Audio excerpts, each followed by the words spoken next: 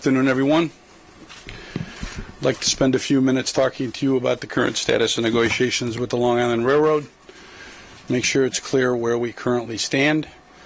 It's important that our public understand where we stand and answer any questions you may have with respect to that.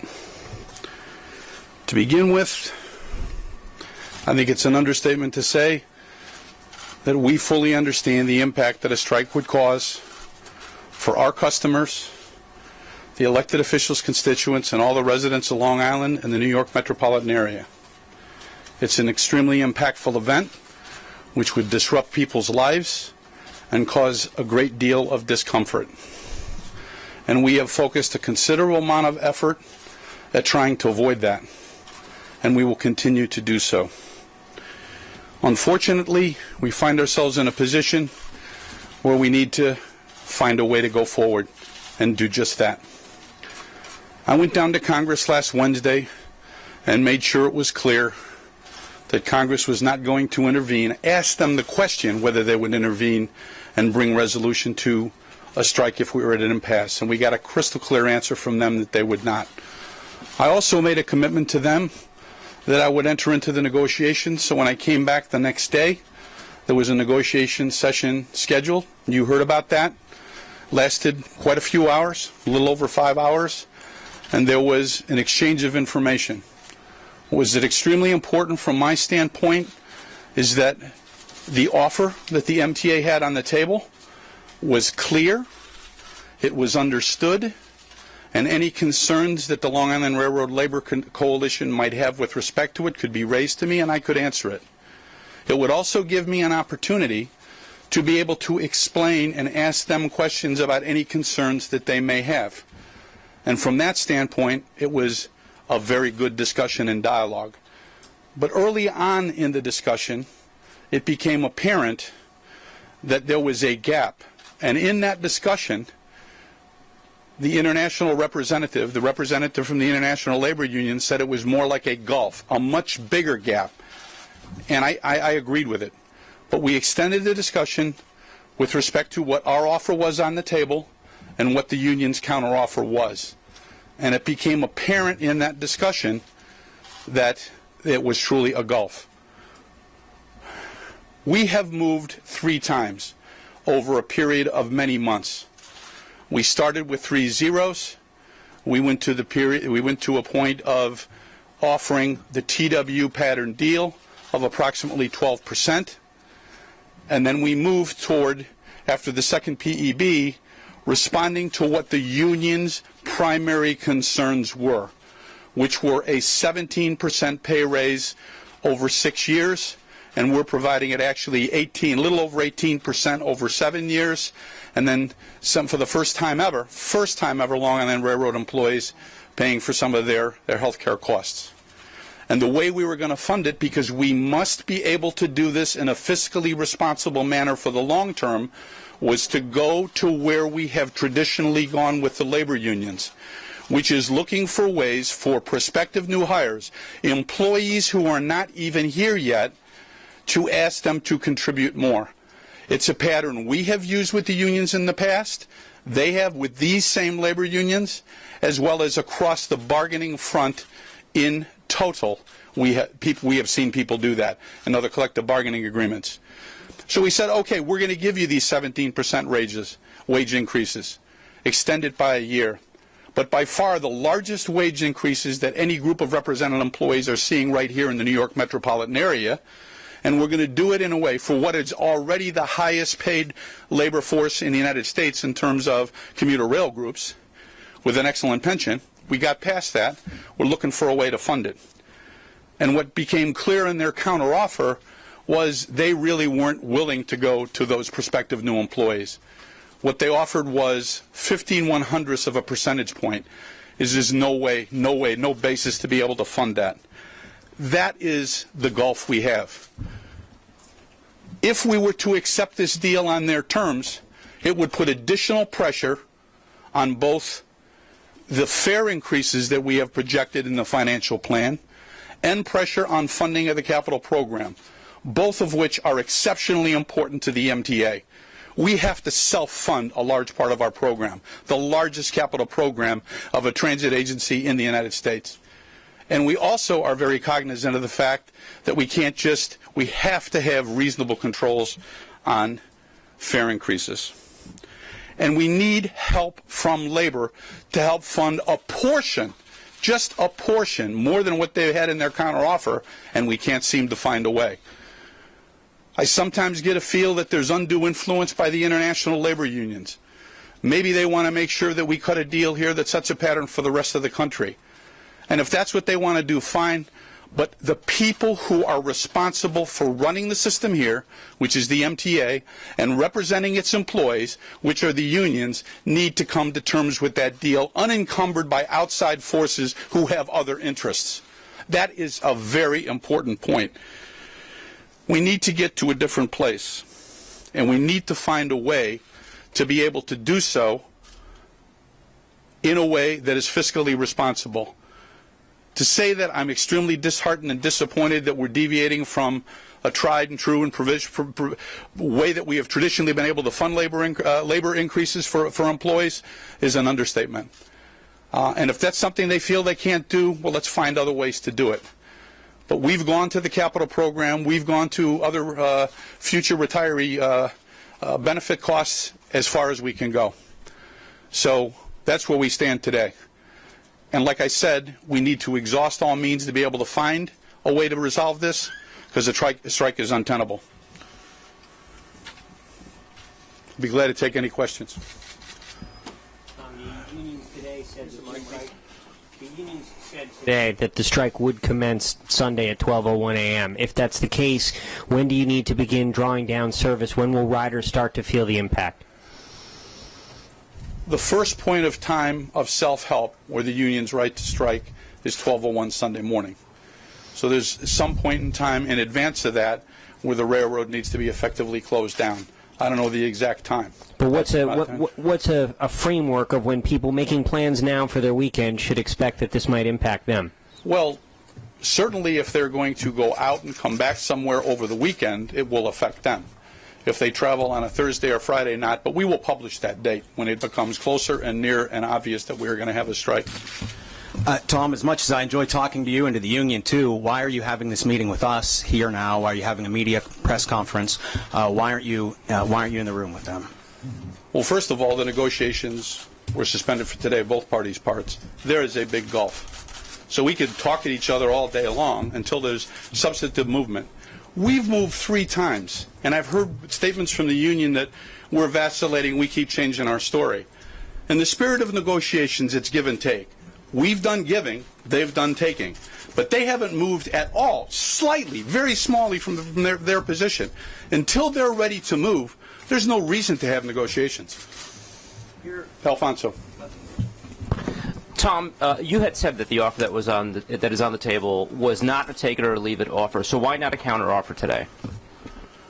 Because their counter offer in and of itself is technically a counter offer, but it's 15/100ths of a percentage point. We're not going to negotiate against ourselves. And we're not asking them to fund the whole difference that needs to be funded, just a portion of it. You can't have the negotiations when one party is willing to discuss and the other party isn't. Can you speak in layman's terms, this 51/100th of a percentage? What does that mean? They're offering things that really don't accrue savings to us.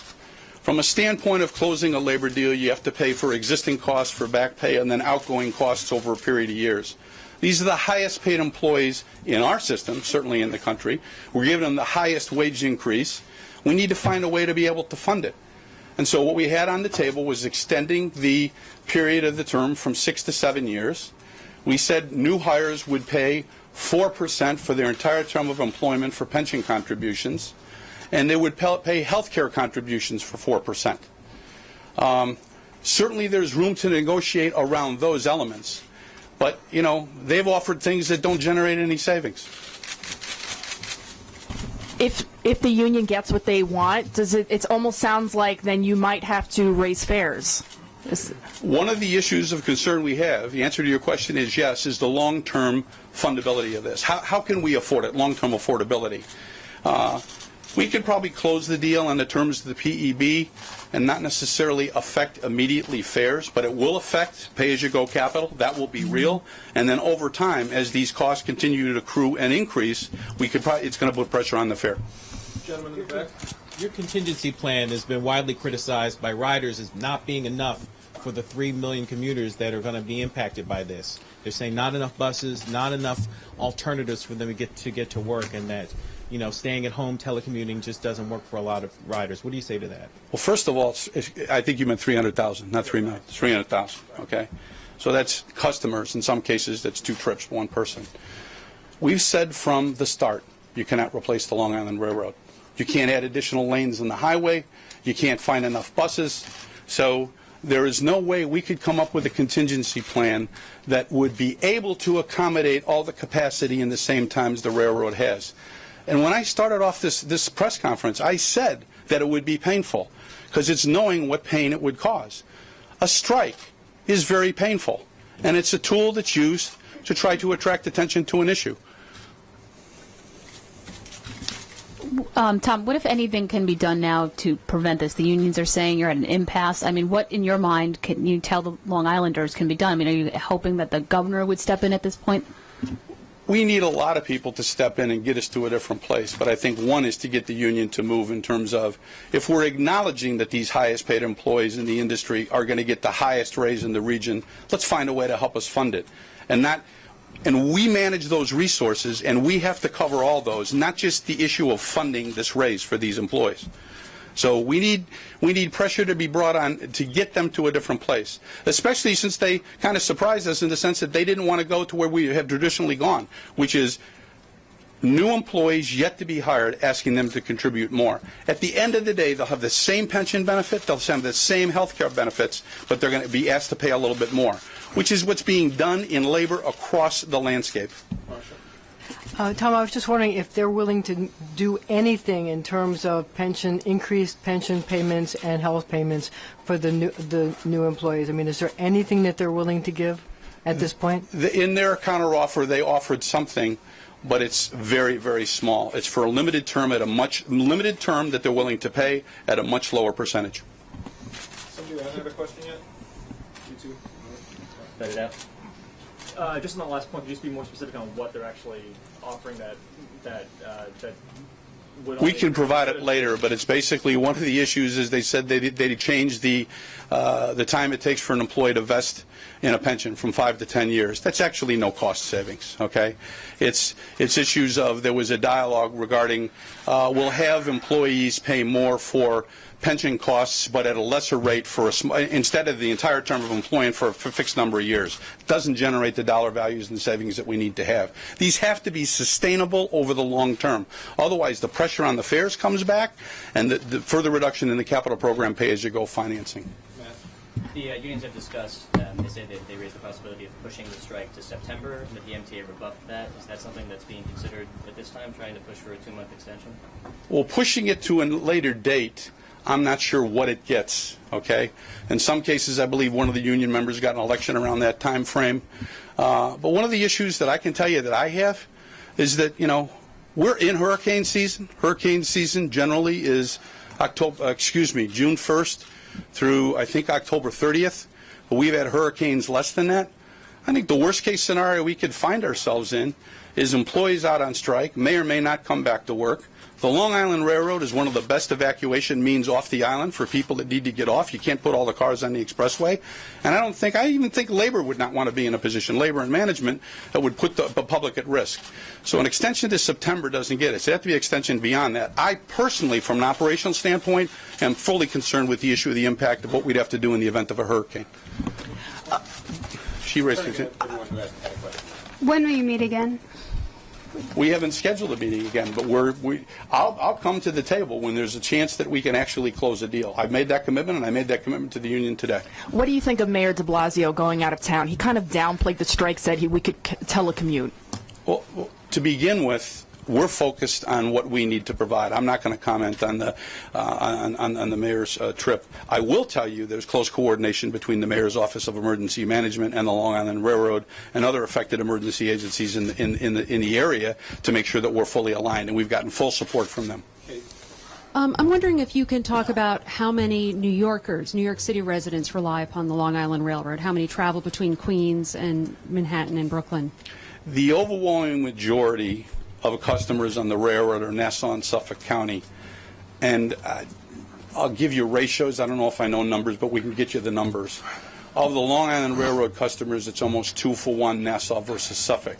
But a surprising number of people ride the Long Island Railroad from Brooklyn and Queens. I believe order of magnitude 20% or so. So it's a healthy number. It's not a small number. Has there been discussion with the governor's office about these talks, the proceedings, and/or contingency? The governor's office is kept informed. I make sure the governor's kept informed, and the chamber. And when it came to developing the contingency plan, we had an awful lot of support from other entities within the state of New York government, New York State Police, Department of Transportation, and other people who could provide resources, as well as the county executives of Nassau and Suffolk. So the development of the plan and its implementation would be a joint effort of all of those parties. Next to Peter. And what's the plan for ending the strike if a strike does happen? Well, you have to get resolution. One of the parties decides to come back, or we get a deal. And then from a standpoint of if a strike occurs, the primary action the railroad takes is to secure the railroad, much like we do in a storm. We try to get all the equipment laid up and in a safe location. We secure the facilities so nobody can do acts of vandalism to them. And we run trains to keep the system running. On an electric railroad, we don't run trains anywhere near the same level of service that you run when you're carrying passengers, but electric trains like to be run and the track circuits like to be exercised, and so you keep the system in a ready state of being able to come back to service once the strike is over. Anybody who hasn't had a question yet, please. Tom, this dispute's been going on for 4 years now. I guess this contract's been out. It went all the way to a presidential emergency board in December. You lost. You went to another presidential board. You lost again. This contract would be retroactive for 4 years. You almost immediately, or very soon, will have to start renegotiating another contract, the next contract going forward. Given all the risks that you outlined before, including the hurricanes and the inconvenience to people, isn't there at some point that the MTA says, we lost, and let's get ready to fight again in a year and a half? Well, some people, not you necessarily, have short memory, but in 1994, the last time the Long Island Railroad struck, the Presidential Emergency Board recommendations were in management's favor. And the union decided at that time that they're not binding recommendations, it's not binding arbitration, and they decided to strike. So that's the nature of the Railway Labor Act. So it's not as if they're binding arbitration requirements, number one.